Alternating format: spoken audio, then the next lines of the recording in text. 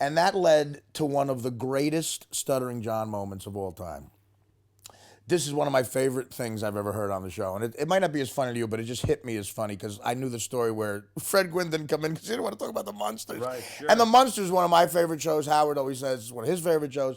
So Fred Gwynne's at an event. Stuttering John goes up to him. And Fred Gwynne's at an event where he's selling and promoting his paintings. Right. So I don't know who wrote this, either Fred, Jackie, or Howard, one of those brilliant motherfuckers. But John goes up to Fred Gwynne and says, Fred, when you sign a painting, do you sign it Fred Gwynne or Herman Munster? So there's a pause, and then Fred Gwynne goes, John, I'm going to pretend I didn't hear that question. It's so. I mean, that's just like so fantastic. It's so pathetic and so sad when people want to just dismiss whatever their past instead of embrace it. Right. I mean, what the fuck? The only.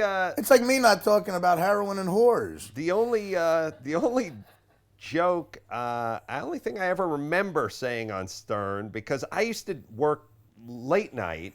Right. And I would do, you want to talk about crazy hours. Yeah. When... no, you know it, man. When I met you, I thought you were working a 23-hour day, basically. Back in the day, I think when you first started, or in between before you started, right, you would be out for a week. Oh, forget it, yeah. Or 2 weeks, or Absolutely. whatever. And so Howard would say, we'll put an ISDN line in your house, and you just sit in for a couple of days. Right, I remember you did. And I would sit in. Now, if you do the time difference math, it's 3 a.m. Now, I listened all the time because obviously I was trying to get the job, so I would hear how everyone else did.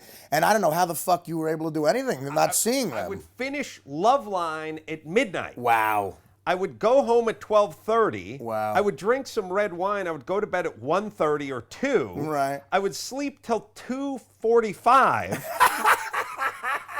It's crazy, and at right? the beginning, I was doing it at Westwood One in Culver City. Right. So I would leave. Now I worked at Westwood One in Culver City, so I would leave at 12:05, drive home to the Hollywood Hills. Right. At 2:30, get back in the car and drive back to fucking Westwood One to be on the air at 3 a.m. And That's people great. would say, seriously, not even kidding, how about you just sleep on the sofa at Westwood One? And I would say, first off, the sofa at a radio station, how much spoo and coke has been spilled on that fucking thing? Well, I can imagine it's Beetlejuice's shit. Right. I mean, how much fecal matter would end up on you. But and Lizzie Grubman. The only joke I ever remember ever saying, because I was always off an hour sleep, and I completely forgot everything. And then what would happen was I would go to bed at 8 a.m. when Stern signed off our time, and I would wake up at noon, and then I would have no recollection of doing the show. Now, and I've gone through this before because it's horrible when you wake up the next day and you realize either the day before or the night before you spoke publicly and you don't remember what you said. Right. Like, I've done stand-up in a drunk blackout. I did 3 hours of the Stern Show in Vegas in a blackout, so the repeat the next day was the first time I was hearing it. That's the scariest thing ever. It is amazing, and the only joke was, I think it was about 7-8 years ago, and there was the Beltway assassin. Right, the guy in Maryland who kept shooting people. Yeah, the only black assassin ever. I mean, Wesley Snipes in The Jackal or whatever the fuck it is. Right, since Day of the Jackal. I mean, this guy. So so he was shooting. They were shooting. He would shoot people randomly. Right. Like people just be at the gas station, and people be driving their car down the freeway, and they'd get shot from the overpass. And so Robin was doing the news, and she said, "What do people tell their kids?" Because kids are freaked out. You know, as an adult, you can kind of do the math. Look, there's 7 million people in this city. What are the chances I'm going to get shot? But as a kid, you're hearing this all over the news. It's like a meteor hitting you. Yeah, you think you're going to get shot on the walking the way to school. It's like if a black guy was throwing a meteor. Right, out of a trunk with an underage kid. With his son. So I said... So Robin said, "What do parents tell their kids?" And I said, "I'll tell you what they tell them. Only kids that don't clean their room get shot." I said, that way you get a clean room, Right. and the kid walks to school with peace of mind knowing I just straightened up my room. There's no way I'm a target. And it's win-win. Like, you can literally take this tragedy and turn it into something. See, that's why you got offered the job. I would have just said something like the N-word or something. Yes, no, right.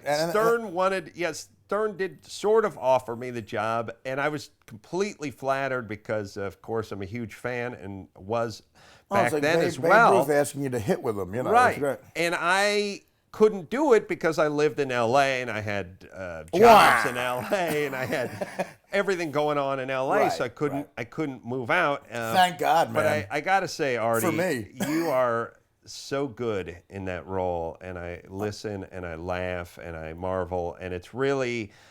I mean, there's a lot of funny, there's a lot of funny people, and there's a lot of funny actors, and there's a lot of guys that are funny at writing stuff and memorizing it and then regurgitating it and later on. And I really think the audience sometimes doesn't know who's funny versus who's really funny. Like, I agree. I would always say there's people who can do magic, there's magicians, Right. and then there are warlocks. Right. And if a guy's a really good magician, you don't know the difference. Warlock. Well, what I mean is Right. If a guy, exactly. Right. you're like a warlock, Wow, that's the nicest thing ever. a fat, drug-addled warlock. But what I'm saying is what I mean is a comedian. The illusion of comedy is like the illusion of magic, which Right. is, I will go up here on stage. I'm not going to saw anyone in half. I can't make that chick levitate. But if I'm really skilled at what I do, and there's a Right. couple little smoke and some mirrors, I can make it look like I'm making her levitate. Exactly. But then there are a handful of guys, Norm Macdonald's Oh, yeah, this absolutely. way, you're this way, where you're actually can do the magic. You're a warlock, is what I'm saying. Well, that's really unbelievably nice of you. And it reminds me of actually the very first time we met was at William Morris, because I had a deal at Fox. That's right. This is a great story because what's great about you is you have analogies about comedy, and Norm's this way too. Analogies about comedy that make a great point, and they're so fucking funny. And I remember I had a deal at the Fox network in like 1997, right after I got out of Mad TV. I did a bunch of sketches, so I had a good reel tape. I had just done a movie that didn't come out and bomb yet, so they thought Dirty Work was going to be a hit. Right. I got a $750,000 development deal with Fox to my own show. And Fox says to me, "What do you want to do?" And I said, "I want to play a runner for a bookie." And I remember an executive said to me, "What's the difference between a bookie and a runner for a bookie?" And I said, "Well, 6 months or 3 to 5." Right. And no one knew what that meant in the room. But